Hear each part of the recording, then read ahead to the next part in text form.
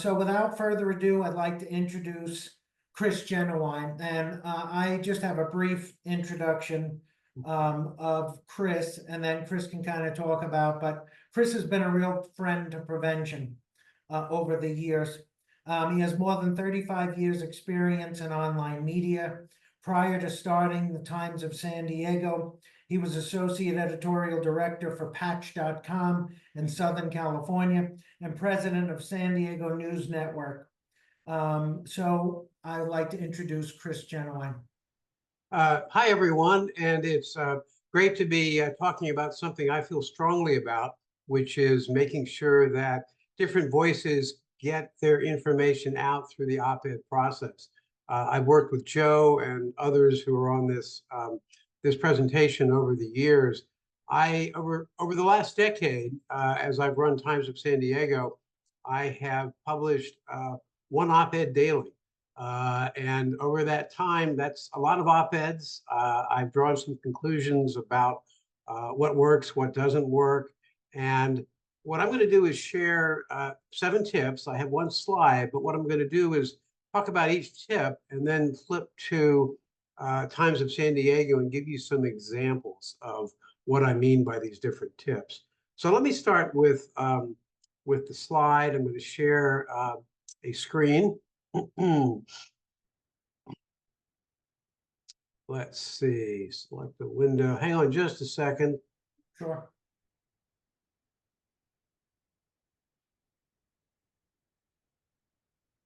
Okay, let me bring up a different hang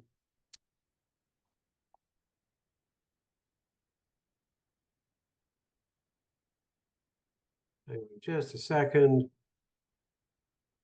That's all my email there.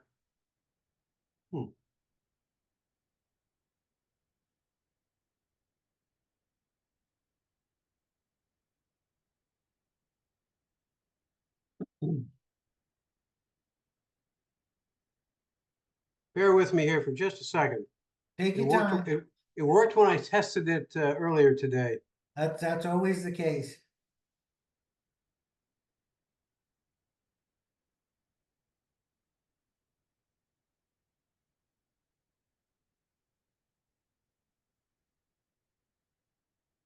There we go.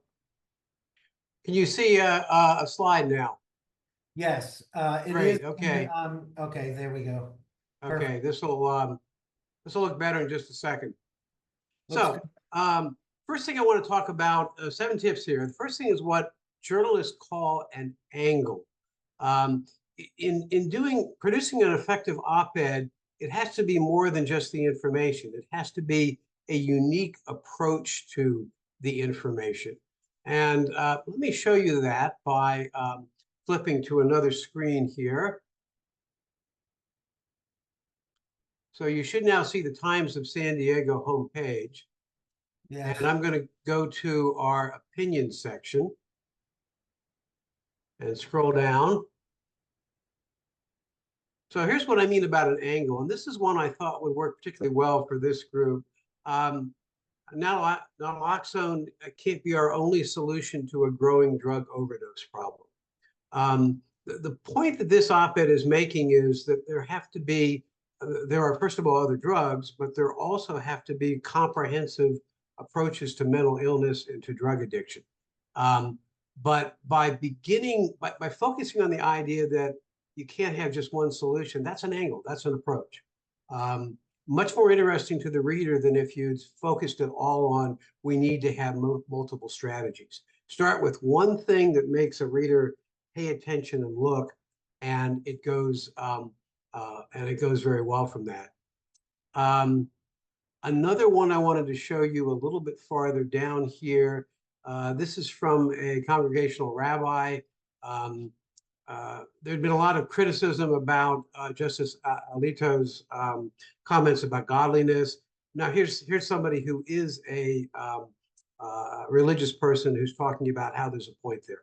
And again, that's an angle that draws people into reading an op-ed. So let me go back to the slide. Well,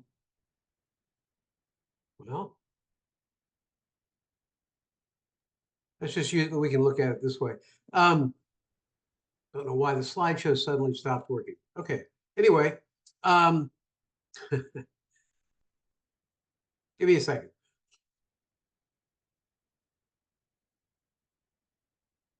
There we go.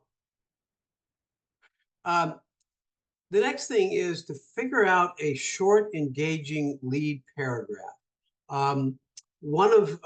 When I started in journalism, this is embarrassingly a long time ago, 50 years, what I was told by an editor at Tampa Tribune, a paper that no longer exists, is that if you can write that first paragraph, what we call the lead, and make it compelling, then everything else flows from that. So let me show you what I mean by a compelling lead. So I'm going back to Times of San Diego, but not there. An opinion. Let's scroll down to this one. This nostalgic trolley name no longer fits San Diego's 70-mile urban transit system. This was actually the most popular op-ed in the last month. Look at this first paragraph. I have a mea culpa to declare. As a journalist 4 years ago, I was responsible more than anyone else for the name San Diego Trolley on the region's urban rail network. So the author here is saying, I made a mistake, and here's why, and then he talks about it. His point is that trolley doesn't really fit what the San Diego system is now, but the way he wrote that grabs you and pulls you in. This is David Smoller, who was a former reporter for the Los Angeles Times. He's now a professor at Grossmont College. So that's the idea of coming up with that lead. Let me give you another good example here. Scroll down to the bottom.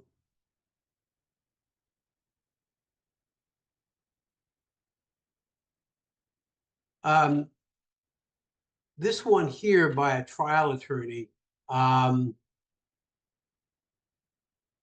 After over a decade of practice as a criminal defense lawyer, I'm still surprised by some deep-rooted misconceptions in our society about the criminal justice system. Here are the top 5. Read that, and you just have to read the rest, the other examples that he brings up. So let me go back to my slide here.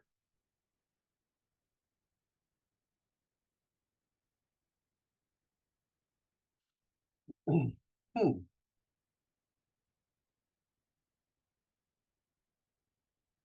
on just a second. Because Google logged me out there briefly, the slide, of course, went away.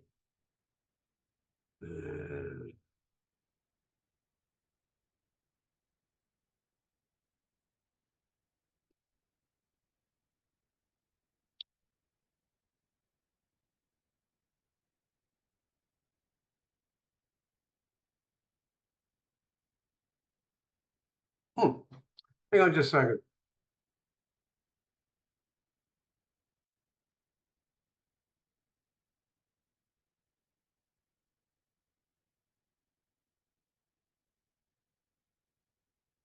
There we go. We're back with the slides. The next advice is keep it short. 500 words is perfect and no more than 750. Editors are busy.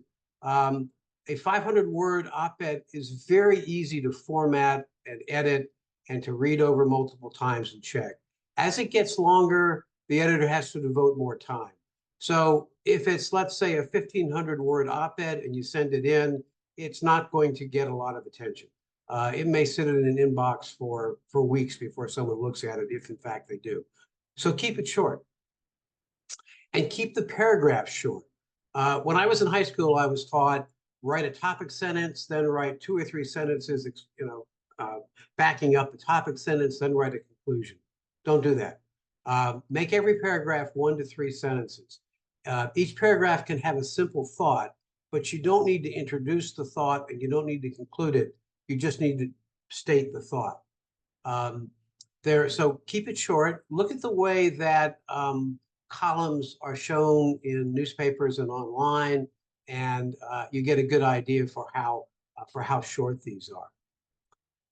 In your op-ed, feel free to include links. So if you're writing about, for example, a recovery program, link to the program. If you write about a particular public issue, link to the public office, or link to the lawmaker that's involved. Very easy to do, and that can just be included online. Now, this doesn't work, of course, in print, but it does work online. And if you have, if the point you're trying to make can be illustrated with a photograph, by all means send it and make it horizontal. One of the reasons why it's horizontal is, well, look at the screens that we're looking at right now. They're horizontal. Virtually everything now is best presented as a horizontal image, not a vertical image. I know this is particularly hard when it's an op-ed about a person, but don't send a standard, what we call a, unfortunately in the business, a mugshot. Don't send that. Send a horizontal photo. Send a photo of the person with a background. It could be could be a sign for the organization. It could be some other environmental shot. If it's a hospital, for example, it could be the person outside a nurse's station or something like that. Make it horizontal. Number 6 here. Send it in as either a Word document or plain text. Don't send a PDF. PDFs are hard to format. They have to be converted into plain text to be published online. Most of the converters end up doing things like adding extra spaces or adding extra carriage returns. It's more work for the editor, and it can result in an error. And last, number 7 here is, don't stress about the editor's changes. Editors are going to go in for style and sometimes for clarity, and typically make small changes. Doesn't mean they don't like what you've written. Doesn't mean they don't have faith in it. It's really just style. I typically change 1 or 2 sentences, maybe 3 or 4 words. My changes often are on the lead, that very first paragraph. Doesn't mean I don't like it. I'll often send it when it's published. I'll often send a note back saying, "Publish. Here's a link. Just published with a few editing tweaks," and that's what they really are. Every publication has its own style. Every publication has a few things they like to do. It's best to just go with that, not to complain, not to reach back and say, "Hey, can you keep my exact words in?" So don't stress about editors' changes. That's a quick presentation, and I want to show you one last thing. Let me go to the opinion section again. I want to show you what I mean by the short paragraphs. Let me go back to one here.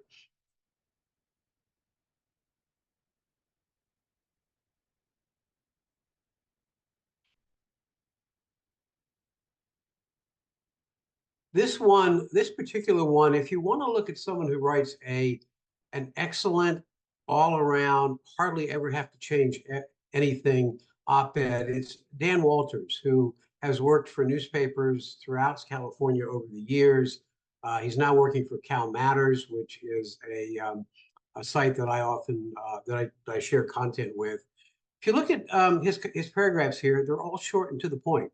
Often they're just one sentence. In a rare case, there are 3 sentences. Easy to read. Each paragraph makes a new point very clearly. The whole thing is, he typically writes 500 to 600 words.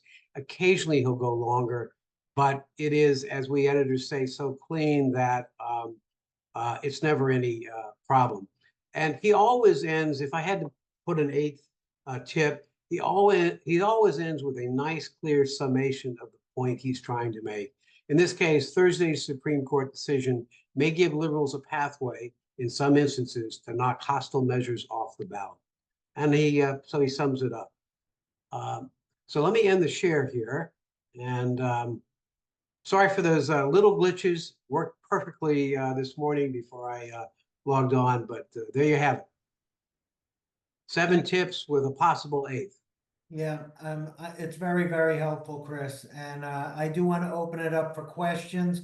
I do have one question, or well, more than one, but when we send an op-ed to you, what do you want to see in our email? The title and in the body, and how do we send it to you? Good question. You could say something like proposed op-ed or submitting op-ed dash and just a quick title, or even a short summation of what it is. That's a message to me. It would be a message to any editor to say, hey, look at this, see if it's something that we'd like to publish. And what I said about what I'm saying for myself, goes for others as well, whether it's the Union Tribune, whether it's one of the other publications in town, the Los Angeles Times. It is, Joe, you know me, others here know me. It's best to find out who the editor is. I do get submissions just to whom it may concern. I'm the kind of guy that says, I'm not put off by that. I'll look at it. If it's good, I'll publish it. I'll find out who sent it, and I'll send them a link when it's published. But it really is better if you can find out exactly who sent it. Great. One other question, and we'll go to everyone else. When you do make edits, do you tell the author or do you just publish? If it's going to be major edits, I will tell the author. Otherwise, I just go ahead and publish. Let me give you an example of a major edit. There's the head of the AIDS Health Foundation in Los Angeles is now focused on rent control, and he's submitted a number of op-eds, and I've published maybe 50%. I sent one back to him. I'm using him because he's really a public figure and everybody knows him. But I sent one back to him recently saying, hey, you can't just say rent control. You've also got to talk about housing development and construction in some way. That's an issue everybody knows in this question. I mean, so I'll sometimes, not so much in the language as, is there something significant that you're not including? And I'll be blunt. There are many sides to every issue, but some sides we're just not going to take. If somebody sends me an op-ed arguing that the world is flat and the sun revolves around the earth, I'm not going to respond. Yeah. I'd like to open it up for questions. If not, I have a bunch still. Any questions from anybody? Bernard?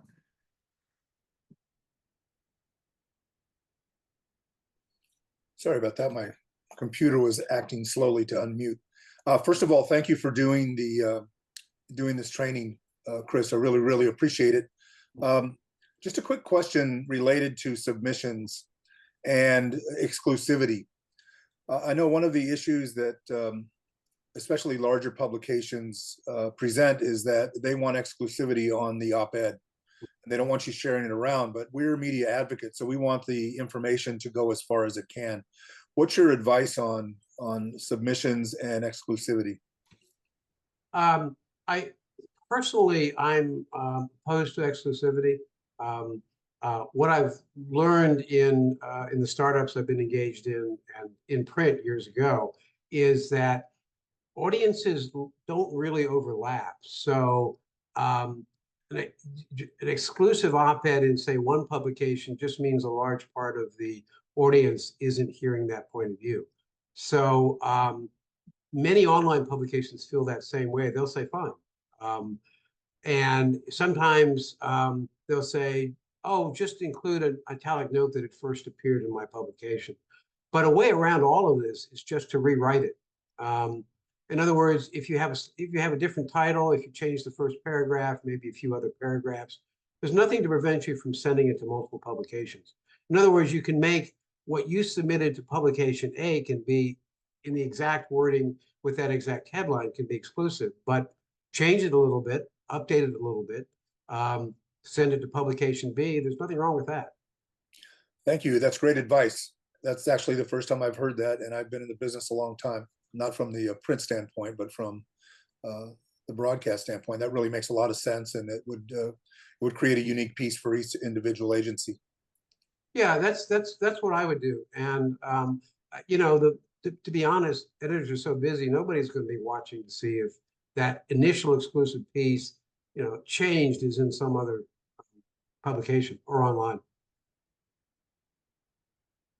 I always tell people they can use anything that has appeared in Times of San Diego, provided they say it. You know, sometimes they'll say, "Do you want an acknowledgement?" And I say that's great, but it isn't really necessary. Chris, do you do fact checking of op-eds? I do some. I've been an editor for a long time. You know, I have developed kind of a sense, is this right? Is this not? Luckily there's Google. I can quickly Google something and see, does this make sense? I can't fact check everything. I do click on links, make sure the link goes to the right place. Trying to think if there's been something recently where I've had to fact check. Oh, that one on Justice Alito. I did go in there and just double check what he had said about godliness to make sure that that was being properly referenced in the article. So yeah, at Times of San Diego, you're typically relying on me to, just from my background, to check it. Other publications may well have people employed fact checking, but staffs aren't as large as they used to be. We live in a world where there are more publications, but fewer people at each publication. I do want to turn to Sarah because we had a few questions that were turned in ahead of time. Sarah, do you have those questions? And if anybody else has any, raise your hand. Sure. So one of the questions was asking if you can talk a little bit about balancing like personal anecdotes with facts or evidence in op-ed pieces to have a balanced but compelling argument. You know, facts and figures, you know, are more important, but personal recollections and anecdotes can be more compelling. So it's pretty good to have both. The example I showed you about the trolley, where the person who wrote it says, "I'm to blame for this, for the name of the trolley," that's a lovely personal anecdote. But then he goes into much greater detail about how that arose and, you know, why trolley was what people used, even if it doesn't describe the system. So yeah, I would always shoot for both. Let's see, I did I'll show you, if I can share a screen, I'll show you one from a long time ago that I wrote.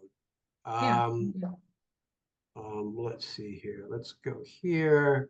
And give me just a second.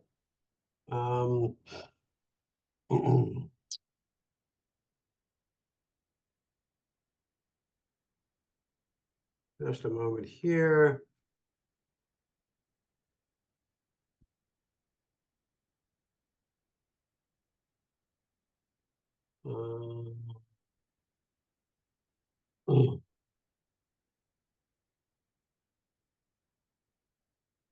Oh, here it is.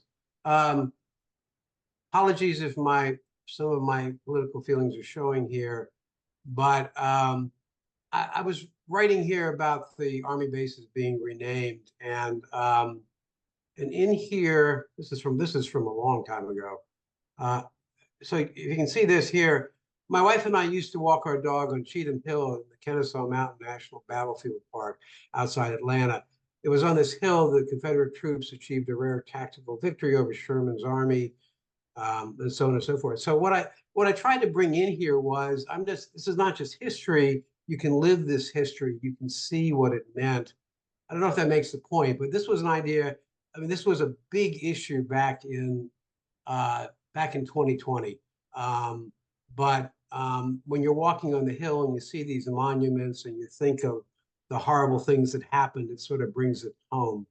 Hope that's not too remote an example to share, but there you go. Thank you.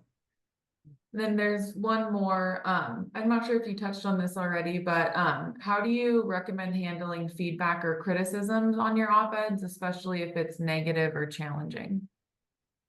I welcome it. And we do have comments on the bottom of articles. They're well at the bottom below often large supermarket ads. And I do that for a reason, because you don't have to look at the comments if you don't want to.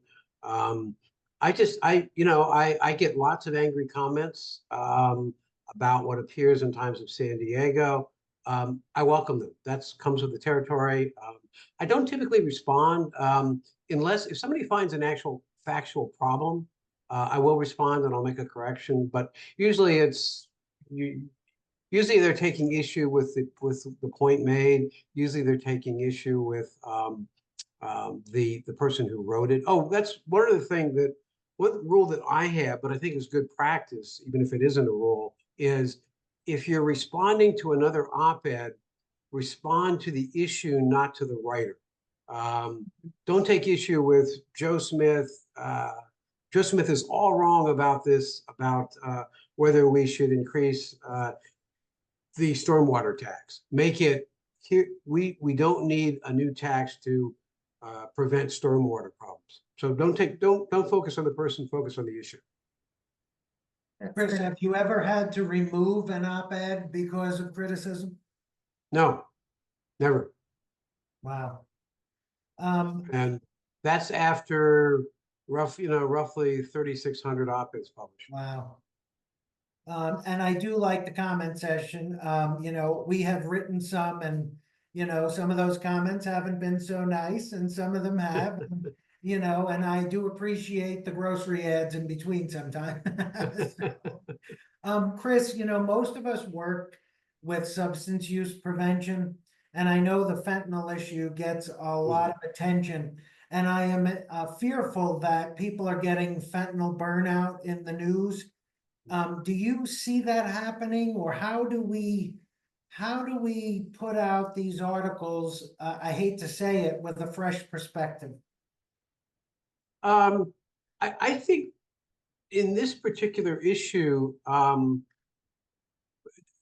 anecdotes become very important. Talking about the young college student who died from an overdose. Talking about the family whose life is ruined.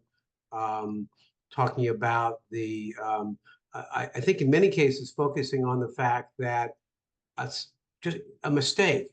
Maybe you're buying marijuana, which is legal, but it's got some fentanyl in it. How a 5-minute mistake can ruin you, can kill you, can ruin the future for your family. I mean, those kinds of things can be very compelling. Look for always the most unusual, not the most unusual, but the most dramatic cases, and I think that's important. And I think there's a lot that's going to change. The Supreme Court decision this morning on whether there can be civil suits against the family that created the opioid business. Things like that are going to have an impact. Also, any whether it's alcohol, whether it's marijuana, or whether it's fentanyl, anything can be damaging to one's life and one's future. And keep mentioning the stories, I think. We have another question, Bernard. Yeah. Yeah, Joe, it's probably more of a comment than a question, but if there is a elaboration, please feel free, Chris. One of the things that I learned in a newsroom that's very important. I know a lot of you guys who have worked in the business know this as well, but we may do an op-ed on a particular issue related to, as an example, fentanyl, which is what you just talked about. But one of the things that we have to remember as prevention specialists and media advocates or public health messengers is that we learn something new every day. The story around or surrounding fentanyl is much different than the story that first appeared as we learn more about this substance and the way that it gets into the country and how it's distributed and who it's impacting and how it's impacting them. And it's the same with marijuana. You know, we're learning so much more now about its impacts every day. So as we take those new pieces of information, it's how journalists forward stories. You know, if something new comes up, then you continue the story, you continue to write it. And I would think that it'd be the same with op-eds, that as we learn something new, that's an opportunity to present new information to the public. And I wondered what you think about that, Chris. I do. I think that every message of importance has to be repeated. And I think it's important not just to say it once, it's important to say it dozens of times. Now, that doesn't mean there needs to be an op-ed every 3 days, but coming back at the same issue in different ways, different angles, to use the first tip that I put out, is a great way to keep this top of mind and to make sure that the message ultimately gets across.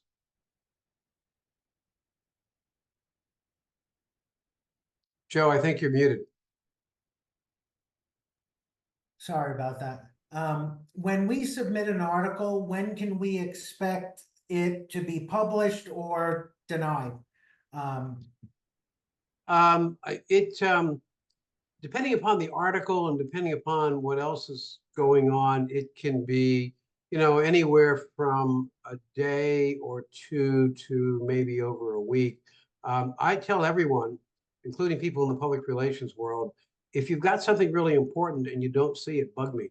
I don't take offense. I don't get upset. How I feel may not be typical in the industry, but you know, I have a small staff. I'm an entrepreneur, about to get bigger, and there are times when I'll admit it, I'll get overwhelmed, and it will take me a few days to get through it all. But I'm perfectly happy being bugged. That's great. Any questions? Feel free.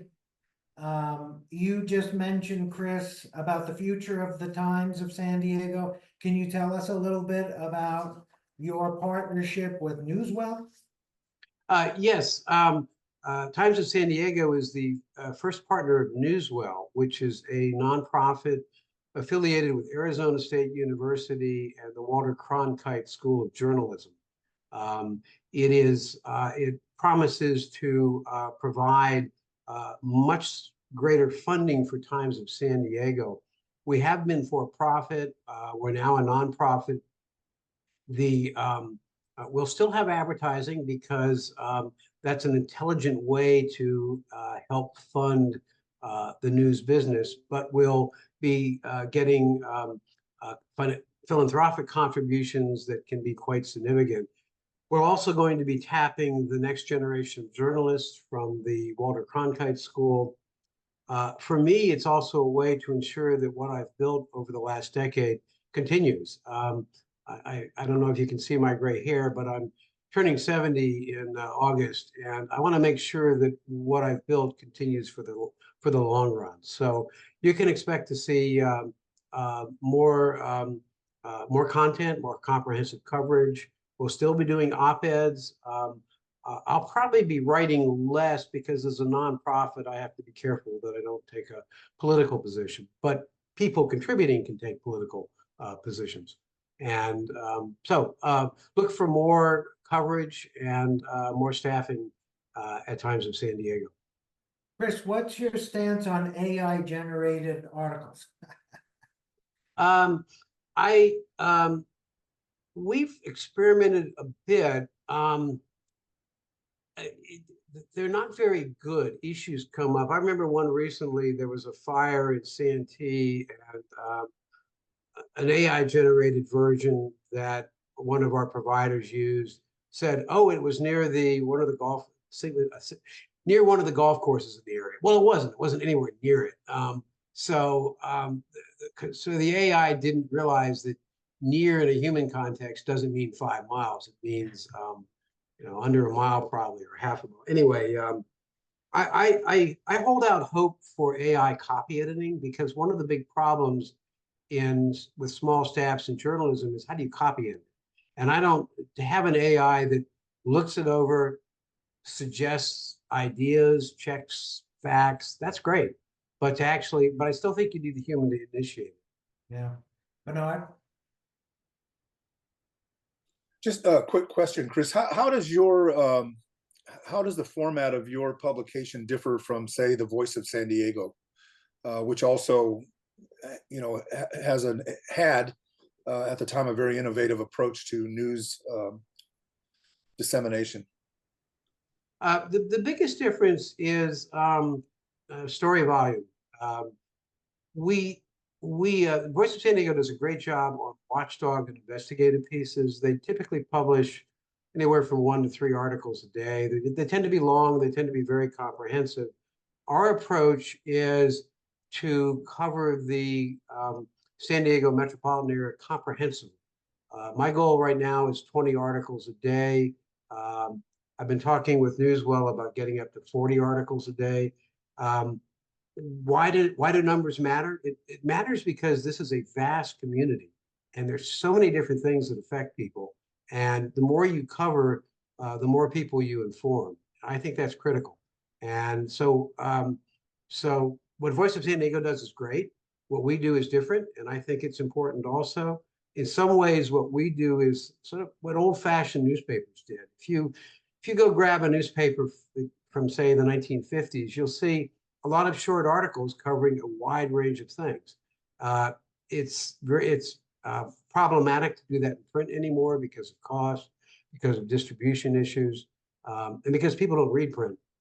But it's easy to do online, and that's the model that the Times of San Diego will continue to pursue and to build on.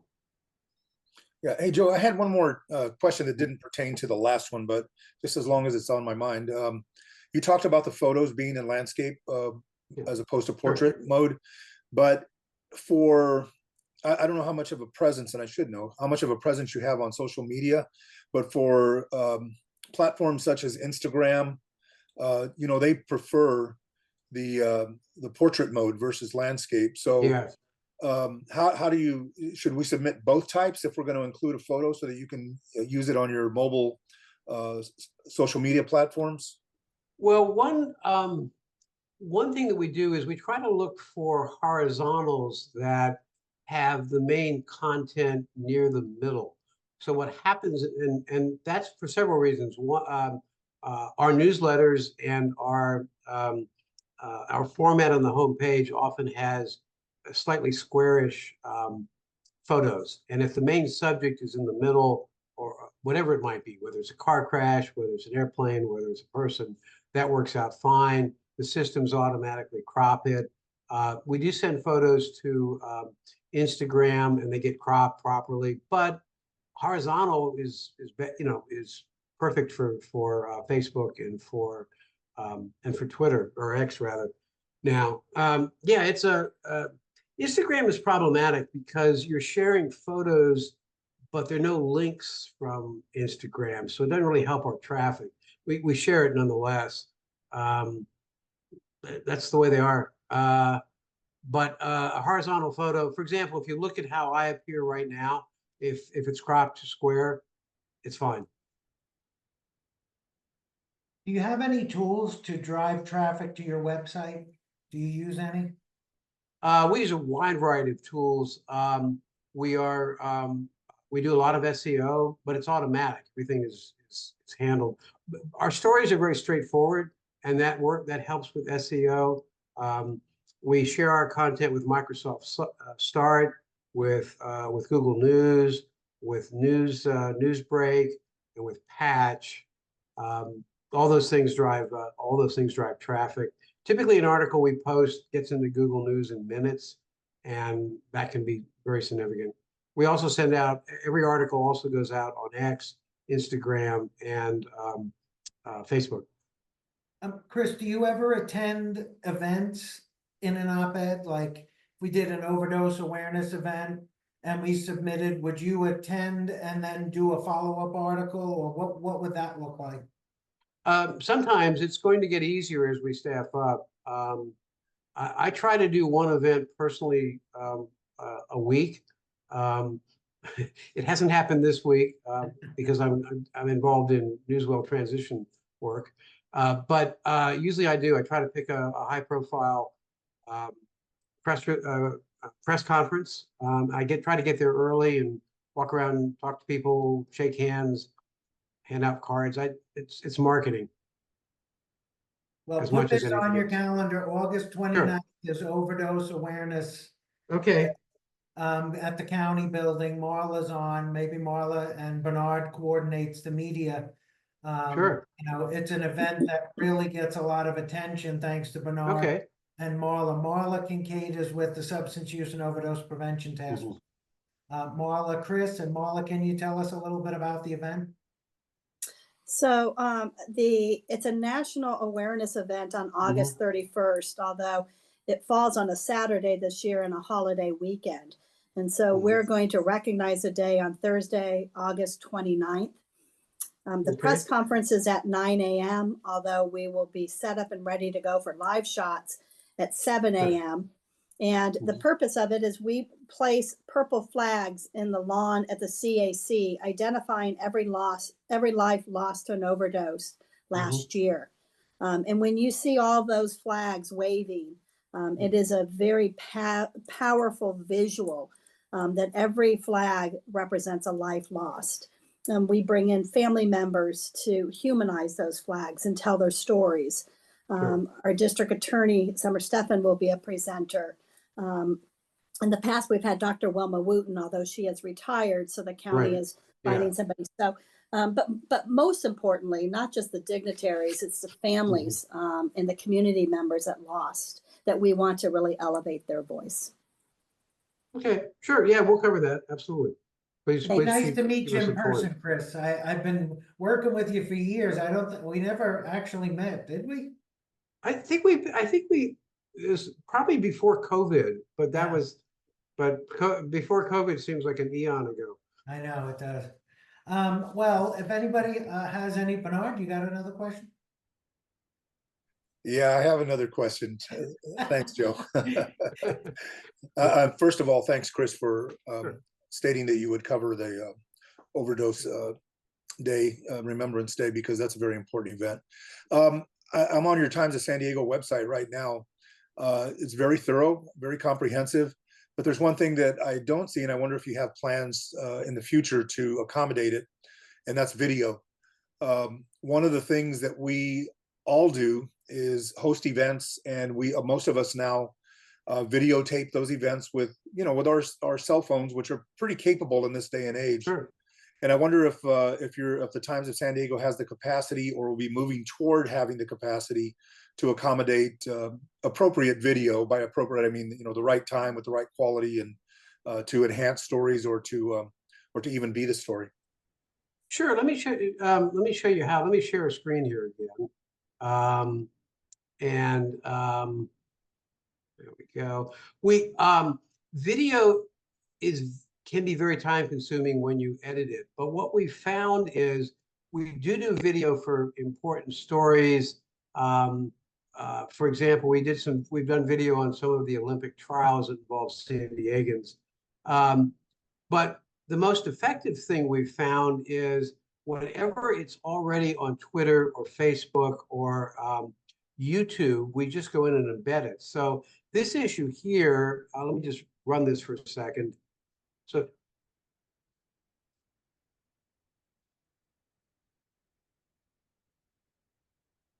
that's enough to get the idea here. So yeah, if it's already online in some way, it's very easy for us to put it up. If it's a raw clip that involves editing and processing, it's got to be a big story before we invest the time. But that's really, I mean, this is has been a relatively small staff. You're going to see an increase in staff. Video is certainly something we're going to do more of. Thank you. Any last questions? I do have another one. Do you have any resources for us as media advocates to improve our media? Answering questions may be the biggest resource. Yeah, I can't think of anything specifically. My personal view of this is making sure that messages get out, making sure that things are well covered is as much the responsibility of the press as it is of those who seek coverage. And I think maybe that's a humble approach to this whole media ecosystem, but that's the way I like to see what I do and what my staff does. That we're trying to do our best. We make mistakes, but we most want to make sure that messages get out and news coverage gets out. Well, thank you so much, Chris. Again, we appreciate you. I hope to see you again on August 29th. You will be hearing from us as media advocates. Media is very important in the work that we do to raise awareness. So I want to say thank you. And I want to say thanks everybody for joining us.